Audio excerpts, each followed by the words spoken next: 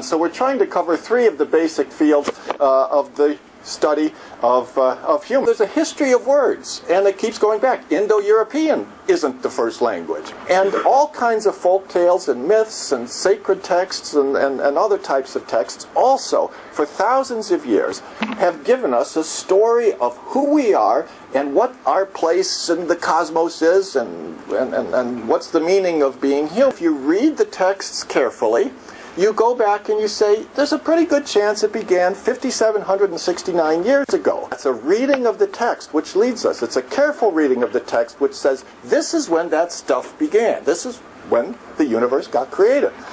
Because the question is there. What are the origins?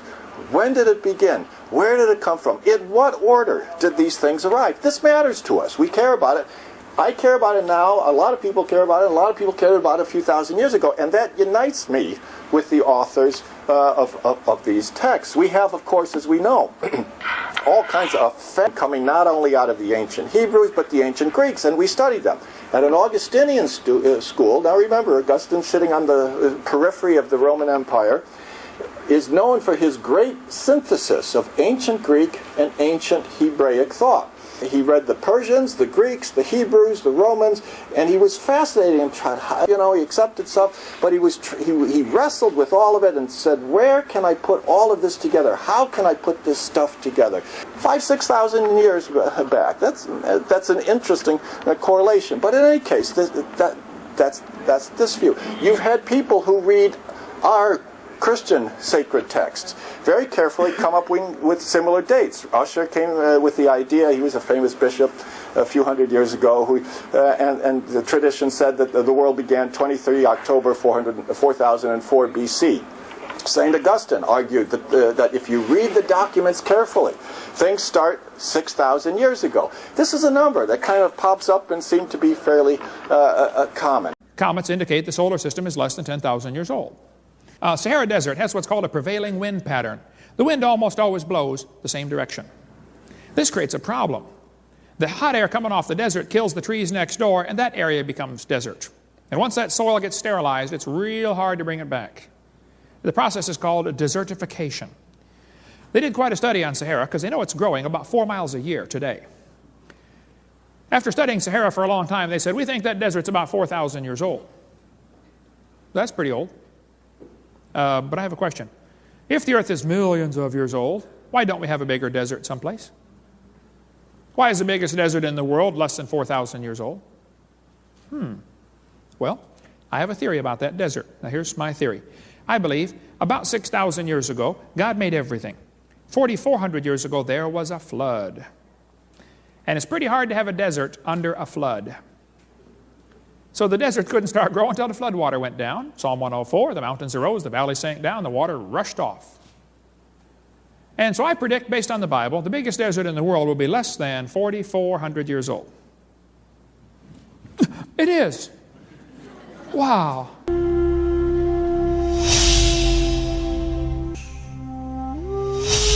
Locul unde a trăit poporul care credea în nemurire. Privind urmele unui trecut misterios și glorios în același timp, ce rezonează peste milenii în sufletele multora dintre noi, ne întrebăm în mod firesc de ce mulți oficiali români, atât din sfera politică cât și din cea academică, ignoră cu nonșalanță dovezile incontestabile ale continuității dacilor pe aceste meleaguri, sau chiar mai mult. Ca dovezi ale faptului că dacii nu erau nici pe departe un popor primitiv, stau mărturie numeroasele relatări ale scriitorilor și istoricilor latini, greci și bizantini. Totodată, rafinamentul execuției și simbolurile utilizate în realizarea brățărilor dacice din aur, ca și eleganța cu care sunt împodobite scuturile dacice, ne vorbesc despre o societate care, numai primitivă, nu poate fi numită.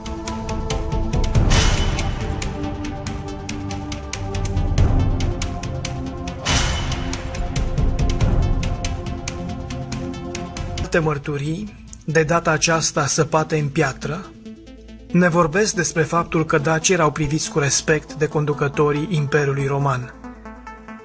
Potrivit lucrării de doctorat a specialistului în istoria artei Leonard Velcescu, numărul statuilor de daci aflate în muzeele lumii și în special la Roma sunt de peste 100. Niciun alt popor învins de Roma nu a beneficiat vreodată de atât de multă atenție din partea artiștilor plastici romani, precum au beneficiat dacii. Înfățișarea și localizarea acestor statui reprezintă un alt mister. Învinșii au figuri de învingători și decorează cele mai importante monumente romane.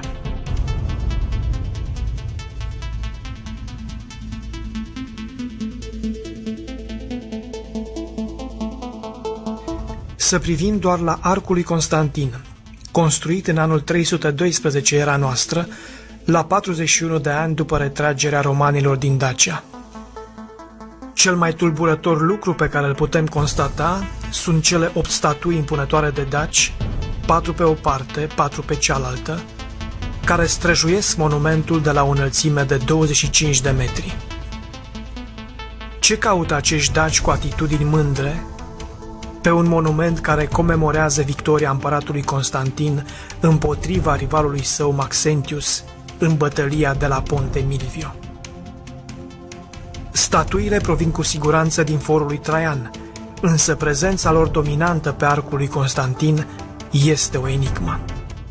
De ce daci și nu soldați și generali romani?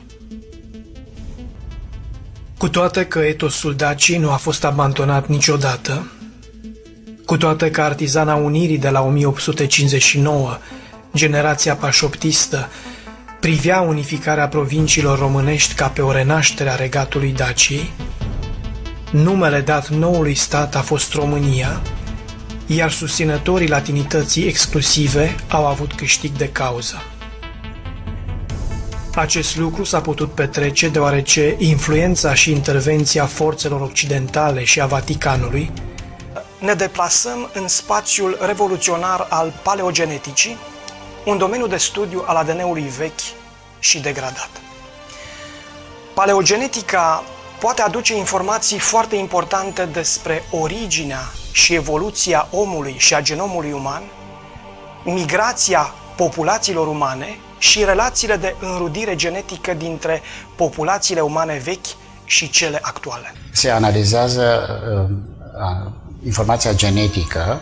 O altă concluzie surprinzătoare pe care domnul Rodeval ne împărtășește vorbind despre moștenirea genetică lăsată de traci este aceea că se conturează și o oarecare înrudire și cu populația actuală din Italia, de nord mai ales.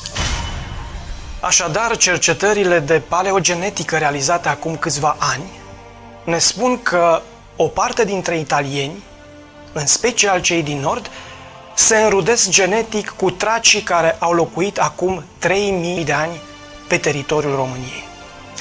Haideți să plasăm aceste rezultate ale paleogeneticii în contextul istoric al antichității. Tracii ocupau acum 3000 de ani un spațiu imens din Europa și Asia Mică. Marea Neagră era înconjurată de neamurile tracice, istoricii greci numind-o de altfel acum 2500 de ani Marea Getică. Roma a fost înființată în anul 753 înaintea erei noastre, adică acum 2765 de ani. Istoricul roman Titus Livius, care a trăit între anii 59 înaintea erei noastre și 17 era noastră, a scris o lucrare, Ab urbe condita libri. Eneia și troienii lui sunt considerați strămoșii romanilor. Doar că Troia, locul de unde au venit aceștia, este o cetate localizată de cercetători pe actualul teritoriu al Turciei, în Anatolia, o zonă locuită acum 3000 de ani de traci. Prin urmare, punând la un loc informațiile istorice despre traci, cu informațiile istorice despre înființarea Romei și cu rezultatele cercetărilor de paleogenetică prezentate, se naște o concluzie halucinantă, ci o parte dintre romani erau urmașii tracilor. Descriind războaiele purtate între daci și romani, istoricul roman Dio Cassius întărește această posibilitate spunând, citez, să nu uităm că Traian a fost un trac veritabil. Luptele dintre Traian și Decebal au fost războaie fratricide, iar tracii au fost daci. Am încheiat citatul.